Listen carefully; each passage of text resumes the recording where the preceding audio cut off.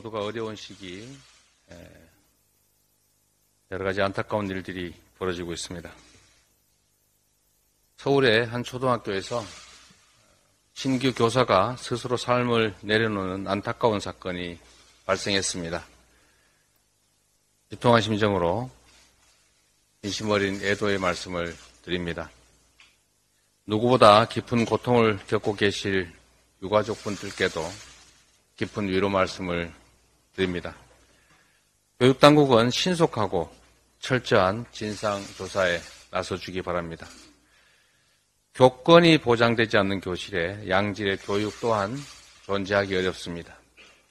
거듭 고인의 명복을 빌면서 교권 보호 방안 마련에 최선을 다하겠다는 말씀을 드립니다.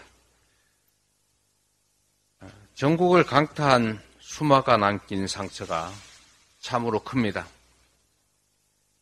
정부가 피해가 컸던 13곳을 특별 재난지역으로 선포했는데 이것으로 끝났다고 할 일은 아닙니다. 관계부처는 실제 피해 현장에 예산과 인력이 신속하게 투입될 수 있도록 만전을 기해 주시기 바랍니다. 주말에 다시 큰 비가 예보되고 있습니다. 정부와 지자체는 끝까지 긴장의 끈을 놓지 말고 피해 예방 그리고 최소화에 최선을 다해 주어야 합니다. 지나치다 싶을 정도의 철저하고 선제적인 대비를 당부드립니다. 지금 SNS상에 무정부 상태라는 해시태그가 유행하고 있습니다. 그 정도로 수해 대응 과정에서 정부 여당이 보여준 무능과 무책임에 대해서 국민들의 고통과 절망, 분노가 매우 높습니다. 그런데도 이 정부는 뼈저린 반성을 하기보다는 책임 회피, 책임 떠넘기기에 급급하고 있습니다. 심지어 오송 참사를 두고 김영환 지사가 일찍 갔어야 바뀔 건 없었다. 한두 명 사상자 있는 줄 알았다. 이런 말을 했습니다. 서울로 가도 상황을 바꿀 수 없다라고 하던 대통령실의 반응과 똑같습니다. 공직자로서 최소한의 자격도, 양심도, 책임감도 없는 모습이다라는 국민들의 질타를 뼈아프게 받아들이기 바랍니다. 같은 재난을 반복하지 않기 위해서라도 이번 수해 과정에서 나타난 관제의 진상을 밝히고 그 책임을 엄히 물어야 다음에 이런 사태가 재발하지 않을 것입니다.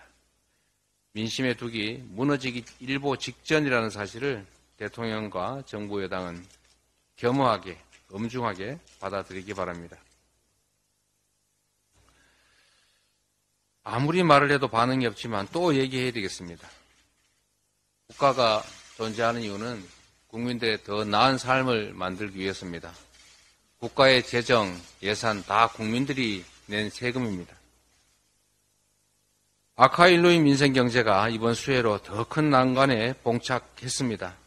수해 상황이 아직 끝나지도 않았는데 채소류 중심으로 장바구니 물가가 벌써 들썩이고 있습니다.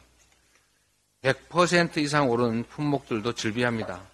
여기에 8월부터는 버스비, 지하철 요금 같은 공공요금 인상 폭탄까지 예정돼 있어서 국민의 삶이 첩첩산중의 사면초가 상태입니다.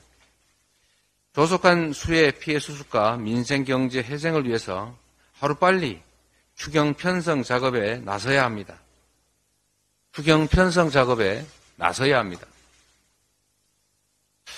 더는 시간을 지체할 이유도 여유도 없습니다. 수해로 인해서 물가 상황 전반이 불안해지고 이에 따라서 내수 위축이 더 심해지면 자칫 잘못했을 경우 민생경제 침체 속도를 제어하기도 어려운 비상사태 국면에 돌입할 수 있습니다.